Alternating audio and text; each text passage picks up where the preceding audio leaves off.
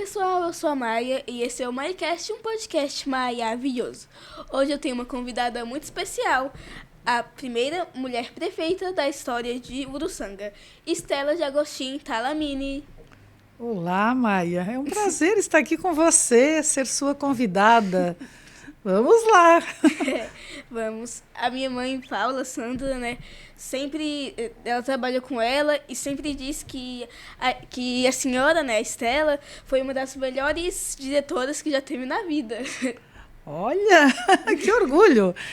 Não tivemos nenhum problema, porque a sua mãe também foi uma boa professora. Aliás, uma excelente professora. Então, acho que a boa professora Sandra e a Estela, acho que deu uma dupla bem boa na escola que nós trabalhávamos. Bom, quando a senhora era criança, imaginava que seria prefeita algum dia? Não imaginava ser a prefeita da cidade. Acho que eu nem tinha essa ideia ou essa concepção, né, que a cidade tinha um dirigente. Mas eu acho que eu caminhava para isso, porque eu sempre gostei de ter um olhar... De liderança? Eu digo assim, um olhar além do muro da minha casa. No comando, assim. Isso, cuidar das coisas, olhar para a cidade, olhar para a rua, olhar para um jardim e sempre pensar que ele poderia ser melhor, que ele poderia ser um lugar para as pessoas. Então, eu acho que eu já tinha esse espírito público, sem saber. Sim. O que te fazia sonhar lá em Uruçanga? Que eu podia ser essa prefeita? Eu gosto muito da minha cidade, acho ela pitoresca, calma, tranquila, e ela tem uma coisa que eu acho que ela é muito especial. Lá em Uruçanga a gente conhece as pessoas. Pode não saber chamar pelo nome, mas a gente conhece as pessoas. Então isso é uma qualidade de vida de cidade pequena muito importante.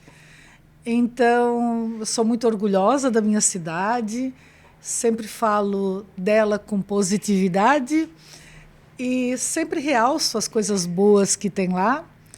E eu até costumo dizer assim, que a minha cidade é um condomínio de luxo, porque tem segurança, como eu falei, a gente conhece as pessoas, é um lugar bom de viver. Acho a minha cidade bonita. Então, eu defendo ela, levo o nome dela para onde eu vou. Então, eu sou bem orgulhosa do lugar que eu vivo e com as pessoas que eu vivo. Que bom. Como foi o caminho até se tornar prefeita? Tem uma história bem longa. Assim, bem longa. Eu já era professora quando veio um convite para mim ser candidata a vereadora. Eu nunca me imaginei na política, mas, como eu falei, eu acho que eu sempre tive esse espírito público, de olhar para a cidade, não olhar só para a minha casa, de olhar para as coisas do dia a dia da cidade. Então, veio esse convite para ser vereadora. No começo, eu hesitei um pouco, eu achava que não. E daí as pessoas me convenceram de que era tão difícil encontrar pessoas que queriam ser candidatos, principalmente uma mulher. Daí eu disse, eu vou. Eu sempre fui meia desafiada a fazer algo que eu nunca tinha feito. E daí eu saí de candidata. Foi assim um momento muito especial da minha vida.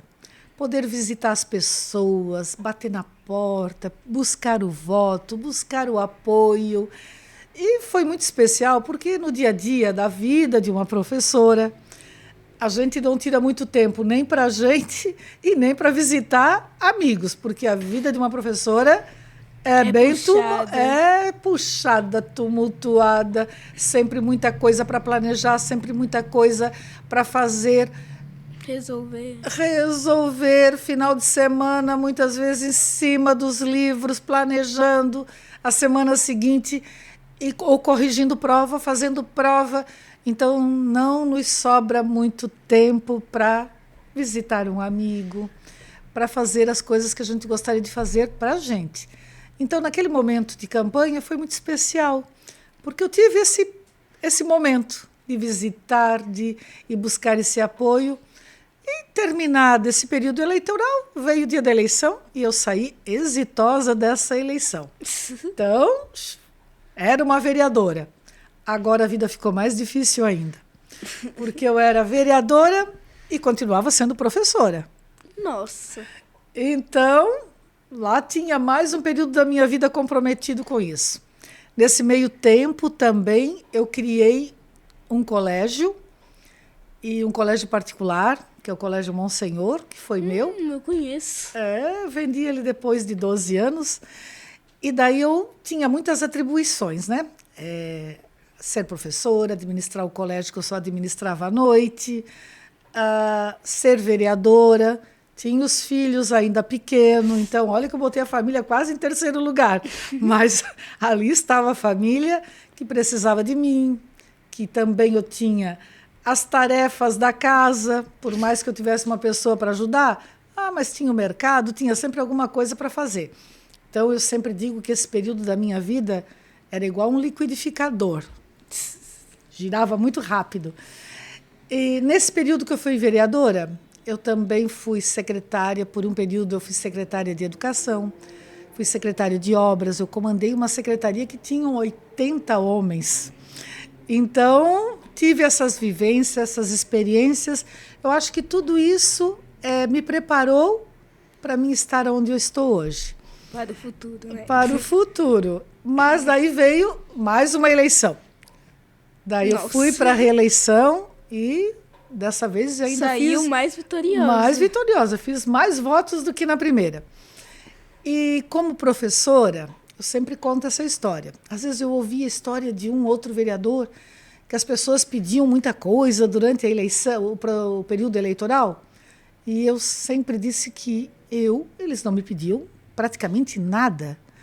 Então, eu acredito que pelo fato de eu ser professora. Então, acho que as pessoas meio que se intimidavam, assim, de querer me pedir alguma coisa durante a campanha eleitoral, coisas pessoais. Claro que eu sempre tive uma bandeira que foi da educação, eu sempre levei um projeto de vereadora, o que eu podia fazer pelas comunidades, considerando sempre que ser vereador, o vereador ele tem que ser um fiscalizador do executivo, ele é uma pessoa que ajuda a propor projetos de lei, analisa e aprova projetos de lei que vêm do executivo, mas muitas vezes as pessoas confundem um pouco esse compromisso do vereador e acham que para o vereador tem que prometer coisas, tem que propor coisas pessoais. Então, como professora, isso nunca aconteceu. Claro que eu tive uma situação e outra, mas eu tive um momento assim bem inusitado. Eu estava na casa de um casal e o filho era meu aluno. Já era um aluno de ensino médio. Já imagino. E daí esse casal conversando, pedindo voto. Um pouco antes de eu sair, eu fui indagada. Mas a senhora não vai ajudar a gente com nada? Daí eu meio que me tomei de susto, assim. E daí eu disse para esse casal, eu sou professora do seu filho e lá na sala de aula eu ensino meus alunos a não negociar o voto, a não vender o voto. Como é que a gente resolve isso? E daí o senhor levantou assim muito rápido e ele me disse assim, estamos conversados. E eu fui embora. Realmente. Se eu perdi um voto ali, eu andei mais 2 metros, ganhei outro. Então, não foi ia assim, mudar nada. Não ia mudar muito. Então, assim, eu mantive o meu trabalho dessa forma. Bom, depois veio um convite para mim ser candidata a prefeita, isso há muito tempo atrás. Acabei não sendo a candidata. Em 2020, eu fui uma candidata. Período de pandemia, período muito difícil. Eu fui para uma eleição sabendo que era muito difícil. E realmente eu não me elegi. Mas como eu sempre fui do esporte, as pessoas me perguntavam assim: estás muito triste? Eu disse: triste a gente fica. Mas, como eu sempre fui do esporte, eu sei ganhar e sei perder. Então, tudo tranquilo, a vida, o tempo passou, e daí veio novamente um convite para me ser candidata em 2024. E eu fui para uma eleição com mais 5 candidatos. Nós éramos em 6. Isso foi uma coisa assim muito atípica na minha cidade. Cidade pequena, 17 mil eleitores, 6 candidatos. Olha, eu acho que se criou uma dificuldade para o eleitor bem grande. E nessa história, e nessa história de 6 candidatos, eu era a única candidata mulher. Acredito que a minha história, tudo que eu construí na minha carreira, tudo que eu fiz, foi o meu passaporte. Para as pessoas confiarem. Confiarem, acreditarem. Até porque na eleição que eu não fui exitosa, a pessoa que ganhou não terminou no poder. Foi afastada, foi presa, então a minha cidade passou por uma turbulência bem grande. Então, eu acho que veio dessa vez esse voto de confiança e de as pessoas acreditarem, vamos acreditar numa mulher, que eu acho que a mulher vai fazer a diferença na gestão desse município. E deu tudo certo. Sim, virei a prefeita da cidade, a primeira mulher em 147 anos. Estou muito orgulhosa disso. Algo histórico, né? Isso um dia a história vai contar, que fui a primeira. E quero ser uma primeira prefeita, não só por ser a primeira, mas que eu possa fazer a diferença na vida das pessoas e da minha cidade. Que bom.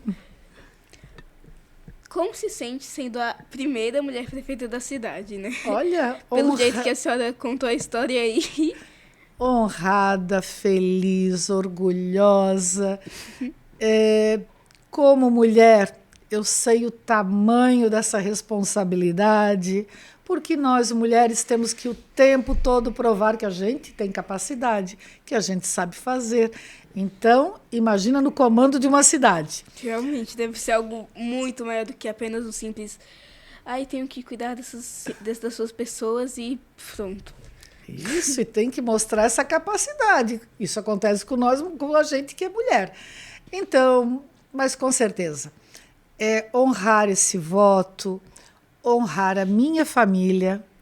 Demonstrar confiança? O cidadão, né, todos, porque como eu participei com mais 5 candidatos, terminada a eleição, a gente se torna prefeito de todos. Então, honrar a confiança dessas pessoas e principalmente a mulher. Porque eu quero que no futuro outras mulheres possam estar na política também. E que eu seja um exemplo para elas. Realmente. E como se sente equilibrar elegância, simplicidade e generosidade? Elegância, simplicidade e generosidade. Eu te descrevi assim. Então, eu acho que tem muito a ver com a família da gente, com a educação que a gente recebe. O exemplo que vem da mãe, dos pais. Então, eu devo tudo isso à minha mãe. A minha mãe foi uma mulher que ficou viúva muito jovem.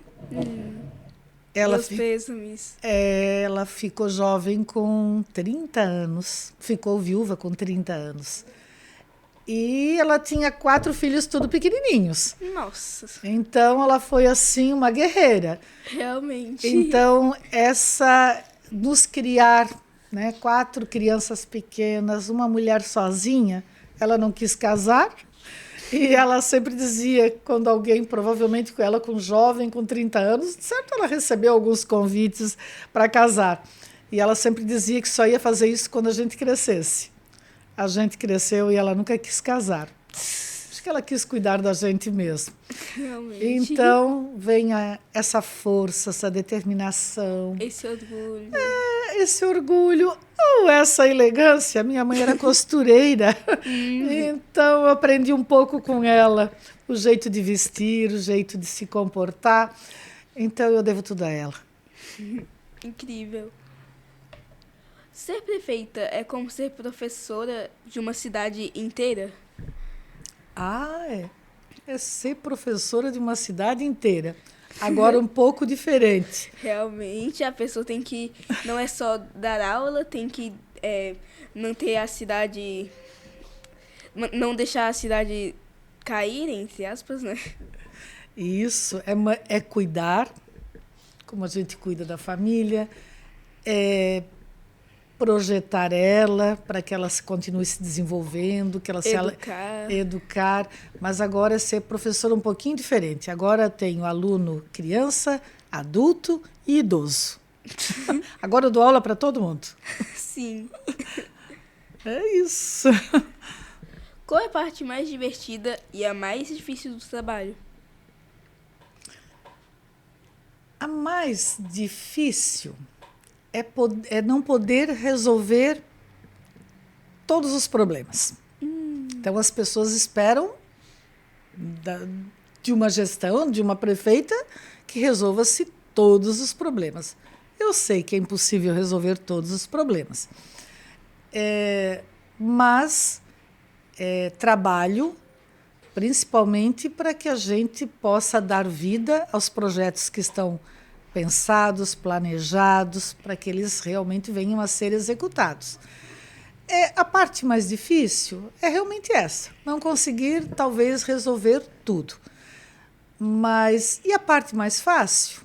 Ou divertida? Ou divertida? É poder estar com as pessoas. É um convívio diário com muita gente, cada um na sua profissão, cada um na sua função. No seu lugar. E a gente trabalha numa grande equipe. Eu cheguei para ser gestora do município, mas eu vim da vida pública.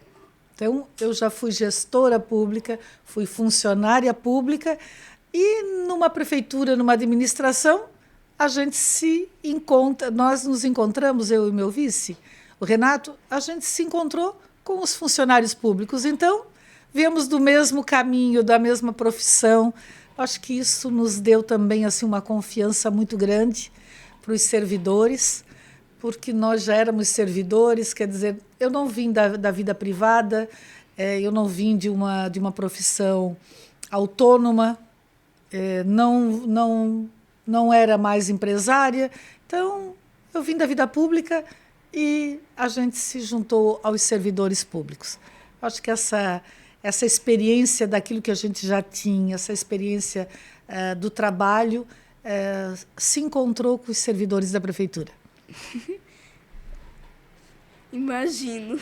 Essa questão de já ter uma experiência deve ter ajudado muito nessa questão de ser prefeito. Alguma história engraçada ou emocionante do mandato? Engraçado do mandato? O mandato ainda é meio curto, né? 10 meses. Coisas engraçadas do mandato. Ou emocionantes? Ou emocionantes. Eu sempre fico muito emocionada, assim, ó, quando, principalmente, vamos pegar a questão da educação. Quando eu estou nas escolas, quando eu vejo uma criança ou a professora ali trabalhando com elas ou apresentando o resultado. Consegue se encontrar naquela situação? Eu fico emocionada, porque eu já estive lá na escola. Sabe a experiência. E hoje eu estou olhando de fora para toda essa realidade e eu vejo assim, o compromisso da secretária, o trabalho, o empenho dela e o resultado que a gente já está alcançando. Eu fico bastante emocionada. Fico também muito emocionada quando a gente consegue realizar aquilo que a gente está se propondo. Por exemplo, eu tive uma situação agora de uma conquista, de uma pavimentação de uma rodovia que a comunidade estava esperando e reivindicando há 50 anos. Olha bem. Daí, quando eu vi o depoimento de uma moradora que ela já foi presidente até da associação de bairro dessa comunidade, e ela disse que os pais foram e não viram essa pavimentação acontecer. Então, e em 10 meses conseguir, junto ao governo do Estado, essa pavimentação, eu fiquei muito emocionada. Junto com as pessoas, se eles estavam felizes, eu estava infinitamente mais feliz ainda. É aquela sensação de conseguir algo. Que as pessoas esperavam muito. Há 50 anos. É uma história. Metade de 100 anos. Meio século esperando. Então, assim, coloquei 2 situações, mas nós já tivemos muitas entregas nesses 10 meses que me deixaram muito feliz. E a gente faz porque a gente vê as pessoas felizes. Então, por exemplo, assim, a saúde. Nós pegamos assim com uma demanda de exames, de consulta de especialista extremamente reprimida. Tinha pessoas esperando desde 2018. E quando a gente começa a fazer essa entrega, já fizemos assim 3 momentos com muitas entregas de 1.500, 2.000 exames. Acho que até agora já somou uns 5.000 exames. Para algumas cidades, talvez isso não seja, entre exames e consulta, não seja muita coisa. Mas para uma cidade pequena, é um volume bem importante. E ver as pessoas felizes, pegando uma requisição e dizendo assim, nossa, eu estava esperando desde 2018. Ouvir aquele obrigada. Eu fiquei pensando, ainda bem que não devia ser algo muito sério, né? Porque desde 2018 esperando, é um tempo bem grande. Então, de 2025 até 2018. É bastante tempo. Então, ver as pessoas felizes com essa entrega, eu também fico bastante feliz e, ao mesmo tempo, bastante emocionada. E aquela também é questão de gratidão. E vamos lá, a gente vai trabalhar muito para que a gente melhore tudo isso. Nós viemos para fazer a diferença na vida das pessoas e da cidade. Estamos trabalhando para isso. Que fala bonita. E eu digo até sempre para as pessoas, considerando que a nossa cidade passou por uma turbulência bem grande. Foram 8 anos que teve, assim, momentos bastante difíceis. Eu digo para as pessoas que eu e o meu vice, que temos a mesma idade, recém-aposentados 2, com a vida construída, com o laço de amizades que a gente conquistou durante a vida, com a vida em comunidade, com a profissão que a gente também conquistou. Não é 4 anos de uma gestão que a gente vai fazer bobagem. Né? Nós temos toda a nossa história para preservar. E considerando principalmente, em primeiro lugar, a questão da família. A gente quer honrar a nossa família. Como é representar tantas mulheres nesse cargo histórico? Então, é uma responsabilidade muito grande. E nessa questão também de ser mulher. É isso. Uma coisa que normalmente para um homem seria grande, para uma mulher é umas 10 vezes maior. É bem isso, porque nós temos que provar o tempo todo que a gente é capaz. Dessa questão do capacitismo, né? Então, com certeza, eu quero que, primeiro, a família tenha orgulho, que o cidadão se sinta representado, tenha orgulho, mas, mais uma vez, que a mulher se sinta infinitamente representada. Até tem uma passagem da campanha eleitoral que eu encontrei algumas mulheres e elas diziam assim, mulheres, agora é a nossa vez. Eu achava isso muito bacana. Por quê? Porque eu vi ali que elas não estavam enxergando em mim uma pessoa que ia ser a prefeita, mas que elas estariam junto com essa prefeita. Então, mulheres, agora é a nossa vez.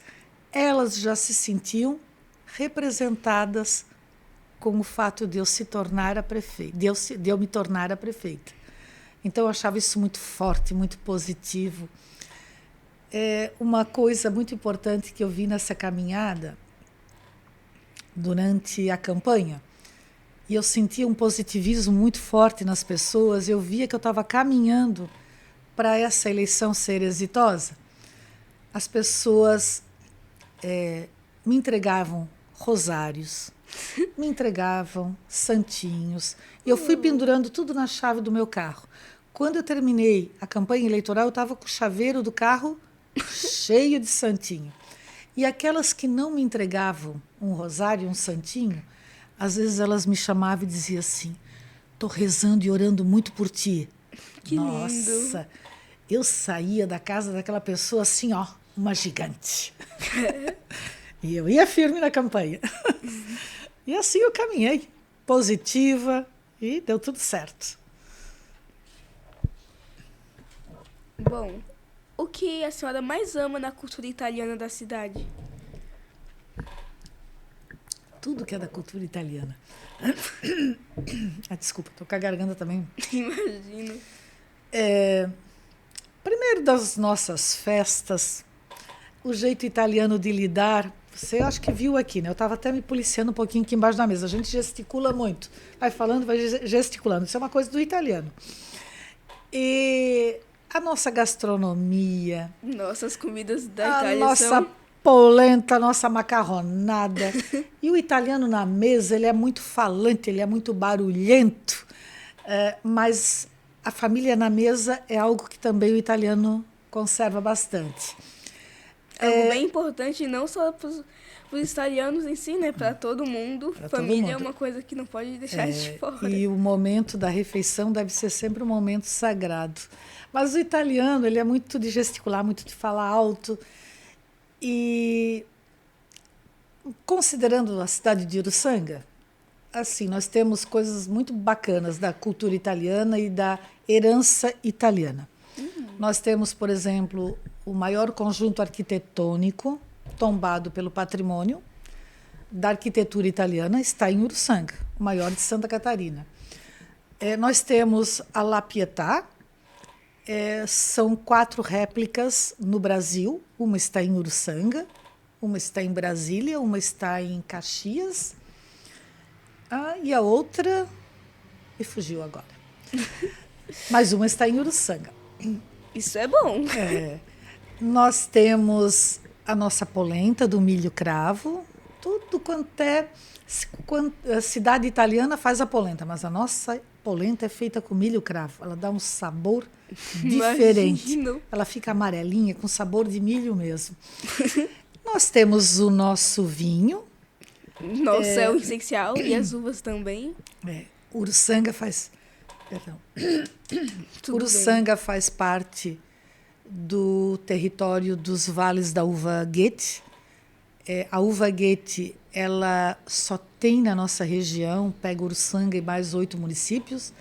Ela é rara, única e só tem no mundo nos vales da uva Goethe. E Uruçanga, nesse contexto dos vales da uva Goethe, Uruçanga é o município que tem mais cantinas. Temos 4, temos mais 2 investidores iniciando um projeto, mas Uruçanga já teve 14 cantinas. Então, agora está tendo um resgate bastante forte. Por quê? Porque Uruçanga, que faz parte dos vales da uva Goethe, com as suas cantinas, a uva Goethe, ela recebeu a denominação de origem, um IG, indicação geográfica, e hoje, esse ano, ela recebeu uma denominação de origem. É a primeira de Santa Catarina e a terceira do Brasil.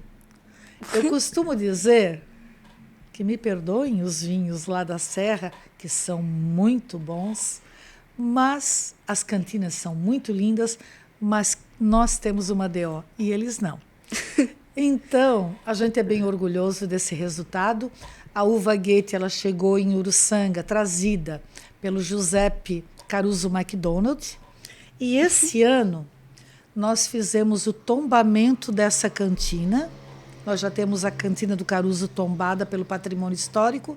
Nós fizemos o tombamento do Caruso MacDonald, da cantina, que foi a primeira cantina de produção industrial.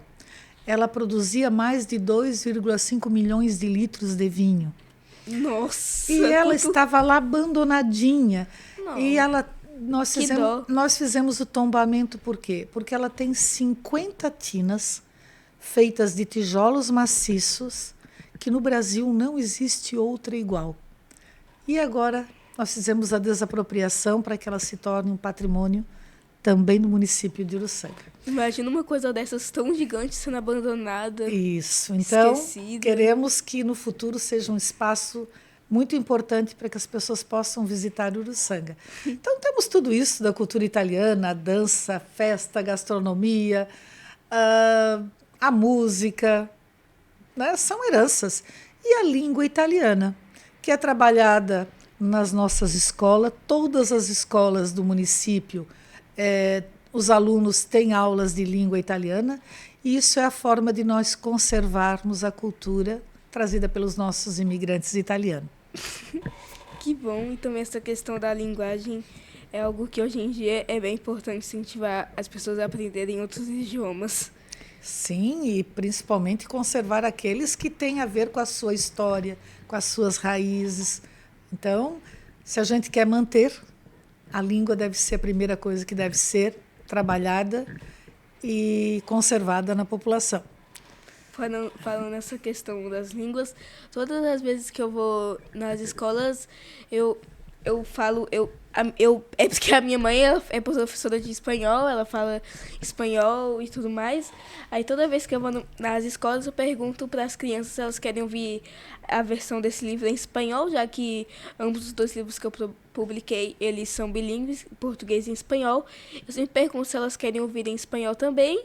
E todas as vezes que eu fui nas escolas, eles sempre disseram sim. E eu leio em português e a minha mãe lê em espanhol, mas eu também sei de espanhol e é algo que eu acho muito importante as pessoas souberem outra língua. Não porque para poder ir para aquele país, mas também porque é importante poder chegar numa pessoa e dizer que sabe falar outro idioma, né? É uma coisa que eu acho bem importante nessas questões. E saber poder conhecer, e saber e se comunicar. Saber da cultura. Eu sempre digo para as pessoas, quem fala uma outra língua é como se fosse uma universidade inteira. Então, é importante, principalmente o espanhol, né? Nós vivemos na América Latina, só o Brasil fala português, o resto da América Latina fala espanhol. Então, é importante a gente saber se comunicar com nossos hermanos. Sim, nossos hermanitos de los outros países. E falando nessa questão da escola e livros, qual foi a sua reação quando você leu o meu livro Coração? Olha, eu li sim, Maia. Achei muito inspirador. Ficou muito claro, né, que a autora, você, a escritora, aliás, se inspirou numa vivência familiar. Conhecedora de um problema do seu avô, né? Lhe inspirou para você pensar no futuro e seguir uma profissão que possa ajudar a resolver, trazer solução, melhorar também a vida das pessoas que precisam, né?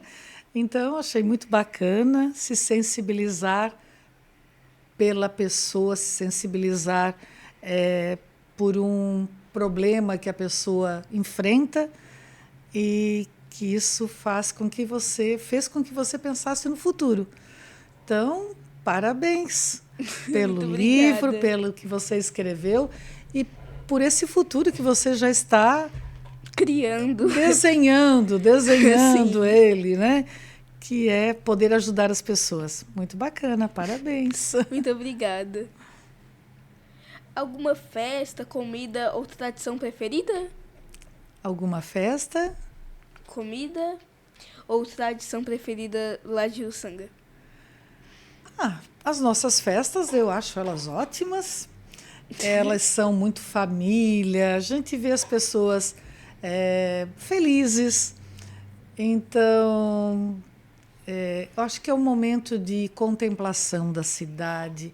Quando a cidade tem uma festa que leva as pessoas para um parque como nós temos, que é muito bonito, é um momento muito especial da cidade. Poder celebrar essas festas com tudo que elas trazem junto com elas. A dança, a gastronomia. Lá dentro do parque nós temos os clubes de serviço que participam, que são entidades filantrópicas, que ajudam muito as pessoas. Muito bacana. Acho muito... A Uruçanga tem muito dessas particularidades. O que mostraria primeiro a um visitante de outro país? O que eu mostraria a um visitante de outro país lá em Um Uruçanga? lugar turístico ou qualquer outra coisa. A nossa praça. Quando as pessoas chegam, todas elas elogiam a nossa praça, nosso centro histórico, a nossa praça Anita Garibaldi, que tem o nome de uma mulher, de uma Muito, heroína, que foi heroína do Brasil, muito guerreira. muito guerreira, heroína da Itália. Então, procuro sempre levar para conhecer as nossas cantinas, falar do nosso vinho, da nossa denominação, desse vinho tão especial, dessa uva, aliás, tão especial, que é rara, única no mundo. Então, eu falo com muito orgulho. Procuro levar também as pessoas para conhecer a nossa matriz, que ela é muito bonita. Ela tem uma arquitetura que também foi trazida pelos italianos, foi construída posteriormente, né? Mas com um desenho traçado por mãos italianas. Então, procuro fazer isso. São pontos turísticos que eu gosto de mostrar e depois levar a um bom restaurante, oferecer uma boa comida. Isso é uma tradição nossa. A nossa polenta. Hoje nós temos em Uruçanga um grupo muito especial que se chama Amite de la Polenta. Os Amite de Uruçanga também é outro grupo. Então são grupos, nós temos muitas entidades culturais ligadas à questão da italianidade. Vários clubes culturais, vários grupos culturais. Então, eu acho que Uruçanga se fortalece muito nessa questão. Imagino. A cultura italiana deixa o povo mais unido e alegre? Sim, por toda essa característica que o italiano tem, né? De cantar, de falar muito alto, às vezes. Tem gente que olha, às vezes, para o italiano falando, pensa que está brigando. Mas é algo muito especial dos italianos, o jeito de ser, de viver. E eles transmitem, nós transmitimos muita alegria naquilo que a gente faz. Mas também é um povo muito determinado, muito trabalhador, muito acolhedor. Então, são características desse jeito de viver dos uruçanguenses. O que mais gosta de fazer fora da prefeitura? O que eu mais gosto de fazer fora da prefeitura? Olha, tem sobrado bem pouco tempo. Aí imagino, antes, do jeito que a senhora disse, parecia que não tinha nem um segundo de direito, aí imagina agora. Então, eu sou uma trilheira, eu adoro caminhar, adoro fazer trilha. Também, de vez em quando, um pedalzinho, uma bicicleta, mas gosto mais de caminhar. Porque o caminhar, além de a gente estar se exercitando fisicamente... Dá para prestar mais atenção nas coisas? Isso, areja muito a cabeça, descansa ela, a gente contempla paisagens, encontra pessoas, então é tudo de bom. Gosto também de viajar. Aproveitei bastante depois que me aposentei, antes de virar prefeita. Viajar sempre abre... novas asas. Isso, abre um universo novo a cada viagem. É muito aprendizado, é muito conhecimento. A gente conhece culturas diferentes, vivências diferentes. Aliás, quando eu vim para ser candidata nessa eleição de 24, que não estava pensado, eu estava numa viagem, numa imersão, numa tribo indígena lá no interior do Acre. Estava fazendo uma viagem diferente. Então, a gente aprende muito com as viagens, com esse contato com outras pessoas, com Aprende outros muita povos. cultura. Muita cultura e saber conhecer é importante para poder respeitar cada vez mais. Tem algum livro, filme ou lugar inspirador? Também tem sobrado bem pouco tempo, né, para ler. Um dos últimos que eu li foi O Poder do Hábito. Acho que eu sempre tive uma vida assim bem organizada, mas ele me acrescentou ainda mais. Criar rotinas, né? E até procurei ler depois da eleição, porque eu sabia que ia ter a vida bem atribulada. Então, como não se perder no tempo, ter uma gestão melhor do tempo. Então, foi um dos últimos que eu li. Qual foi a outra pergunta que eu esqueci? Filme ou lugar inspirador? Filme.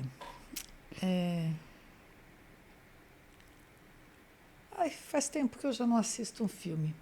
Não sou muito de assistir também Netflix. Não estou lembrada agora de um último. Aliás, se me perguntar de novela, eu posso ter assistido ela, mas já no dia seguinte eu não lembro mais. Filme também. Tem alguns que marcaram, assim, mas não estou lembrada agora para dar o nome deles. Mas algumas histórias... eu lembro de alguns filmes bem bacanas, assim, que eu me emocionei muito. Eu até lembro de um, não sei dizer agora o nome, que falava do direito de crianças negras poder usar o transporte nos Estados Unidos para chegar na escola. Nossa. Enquanto que as crianças brancas tinham o ônibus, elas tinham que ir a pé. E Que depois justiça. foi parar, isso na década de 50. Os Estados Unidos demorou para que as pessoas tivessem esses direitos. E foi parar na última instância do tribunal e um professor conseguiu fazer com que essa realidade fosse mudada. Ai, que É um bom. filme que a gente termina ele com as lágrimas nos olhos, porque foi assim muito emocionante. Viagens, um lugar. Eu já tive a oportunidade de viajar para o exterior, visitar alguns países, mas eu acredito que pelo fato de a minha família ter essa origem com a Itália, eu quando chego lá eu me sinto bem em casa. Então, com tudo, com a comida, com a alimentação, com os lugares. Mas teve um que me marcou mais. Eu pude visitar a cidade da onde veio a família da minha mãe. Do meu pai estive perto, mas não visitei ainda. Quero ver se no próximo ano eu Tem a consigo ir. oportunidade. Nós vamos ter uma missão da gestão que vai à Itália, porque nós temos pactos de amizade e temos pacto de gemelagem com cidades italianas. Então, nós temos um pacto de gemelagem com Longarone. E eu já estive em Longarone e já estive em Erto e Castro, da onde veio a família da minha mãe. E quando eu cheguei a praticamente uma vila, eu sabia que existia a casa do meu tataravô. Eu estive nessa casa. Nossa. Então, exatamente como a minha nona desenhava. Nona é os avós que a gente chama em italiano. E a minha nona contava as histórias do lugar que os pais vieram. Então, eu cheguei lá e eu vi exatamente o filme passar na minha frente. Tudo que ela contou estava lá. Era um lugar de bastante morro, de um acesso difícil, tanto é que para chegar em Erto e Castro, a gente passa numa rodovia dentro de uma montanha, não é um túnel. Eles escavaram a montanha mesmo, e ela tem umas janelas que vai dando luz para esse túnel. Ter mais claridade. Ter mais luz, né? Hoje os túneis são iluminados com energia elétrica, mas lá eles fizeram umas janelas, então a gente vai passando, vê o penhasco e ele ajuda a iluminar o caminho. E quando eu cheguei lá, estava lá a vila, poucas pessoas vivem lá, praticamente pessoas idosas, e estava lá a casa dos meus tataravós. E exatamente como a minha nona desenhou, toda de pedra, o telhado é de pedra e o lugar é bastante difícil. Ela dizia que só se criava cabritos, havia pouco lugar para fazer a roça e eles até vieram para o Brasil exatamente porque a família era numerosa e não dava para produzir muito alimento para todos e a Itália estava vivendo um processo de reunificação. A Itália era formada por províncias, cada uma tinha um governo independente e autônomo, e a Anitta e o Giuseppe Garibaldi foram para a Itália para ajudar nesse processo de unificação e transformar aquele território num país que se chama hoje Itália. Então, poder ir no lugar que veio esses antepassados da minha família, fiquei muito emocionada. Então, eu pude entender o caminho que eles fizeram. Claro que eu fiz um caminho muito breve comparado com o deles, 30 dias dentro de um navio. Hoje a gente vai em 12 horas. Então, fiquei pensativa, né? O que eles achariam de estar vivendo num mundo que hoje a gente levaria 12 horas para atravessar o oceano, quando eles levaram de 30 40 dias para chegar aqui. Nossa, um mês inteiro Um pra mês chegar. inteiro dentro de um navio, e a gente imagina as condições que talvez eram, né? Mas então foi uma viagem assim que me marcou, e é uma lembrança positiva que eu tenho dela. O que te faz sorrir nos dias difíceis? Numa gestão de município, a gente tem alguns dias bem difíceis. Imagino. Coisas que não dão certo. Mas pensar com positividade, ver o sorriso de alguém que não está enfrentando aquele problema que tu estás enfrentando. Isso, uma palavra positiva, isso encoraja a gente. Que mensagem deixaria para as meninas que sonham em liderar? Para as meninas, acreditem sempre nos sonhos. A gente, primeiro, para que as coisas aconteçam, a gente tem que acreditar naquilo que a gente vai fazer. Se lá na frente não aconteceu exatamente do jeito que a gente pensou, tudo bem. Mas a gente tem que acreditar, ser positivo, ser determinado e, coragem. E sonhar também. E sonhar, mas esse sonho sempre ele vem, o sonho está aí. Para galgar e chegar lá nesse sonho, a gente tem que se vestir de coragem. E não custa nada fazer isso. Né? O máximo que pode acontecer é não dar certo, mas se eu não tentei, eu nunca vou saber se deu certo ou não. Então, é determinação, coragem, vão em frente, que só temos coisas boas a colher. E agora vamos com um ping-pong maravilhoso. Olha! Responda com a primeira palavra que vier em mente. Uau! Uruçanga. Terra do bom vinho. Família. Os filhos, o marido e o meu neto. Escola. A escola que eu trabalhei, Caetano Besbate, Escola Monsenhor, que eu criei. Geografia. A paisagem, o lugar que a gente vive. Prefeita. Olha, estou prefeita, eu, Estela. Estela. Estrela. Acho que a minha nona escolheu um nome que me inspirou na vida. Estela de Agostinho. Estrela. Itália. Me sinto iluminada com esse nome. Realmente, eu acho um nome muito bonito. E agora, Itália. Várias opções. Gastronomia. Nossa, pegou uma das melhores. Sonho. Um sonho é entregar uma cidade melhor para as pessoas. Nossa, que bonito. Inspiração. Na política, tem uma mulher que eu acho que é uma inspiração. Angela Merkel. Ela foi ministra da Alemanha, acho que 12 ou 16 anos. Achei uma mulher forte, determinada. Que lindo. E agora, generosidade. Ser uma pessoa que tem empatia pelas outras, né?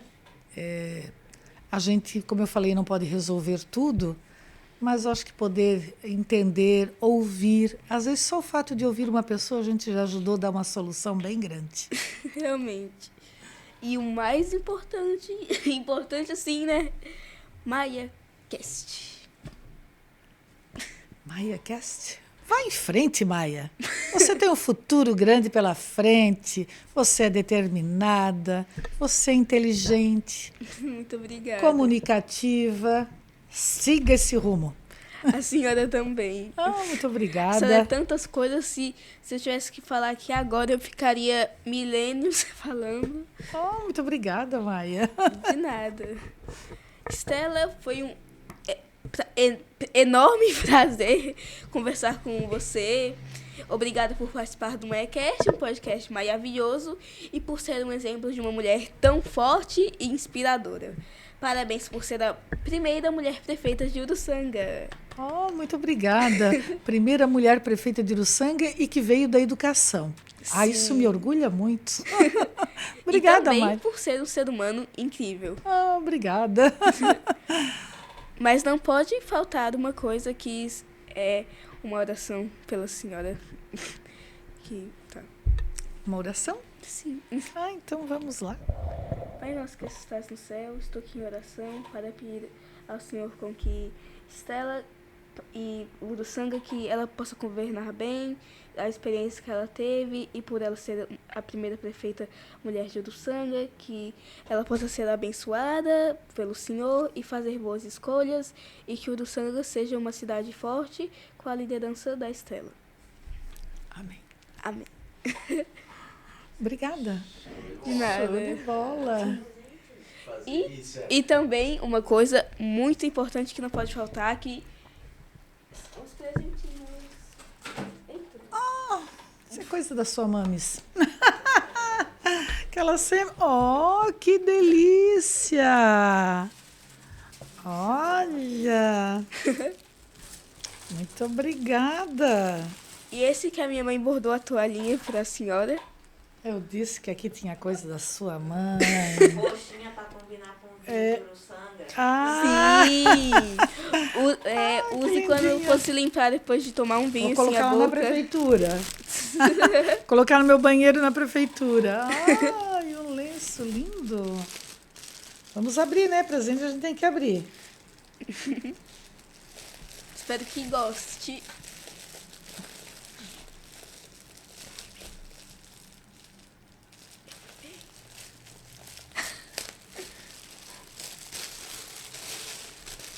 Olha que lindo. Adoro lenço. Ai, que lindo. Muito obrigada. De nada. Adoro. Tem uma gaveta lá. Rosa eu não tinha, só tinha um de lã. Agora já tenho um para o calor. Muito obrigada, Maia. De nada. Que essa aqui eu vou levar e botar lá na prefeitura. E antes de finalizar, quero dizer que esse episódio tem o apoio da ARA Pinturas, com mais de 15 anos de experiência em pinturas de condomínios, usando apenas marcas de altas qualidades como as tintas Coral, sob comando do empresário Assis Rodolfo Seiglitz. Um abraço, Assis, e obrigada por colaborar com a cultura. E também quero mandar um abraço especial ao meu primo lá em BH, André. E agora é com vocês. Curtam e compartilhem, e até o próximo episódio do MaiaCast, um podcast maravilhoso.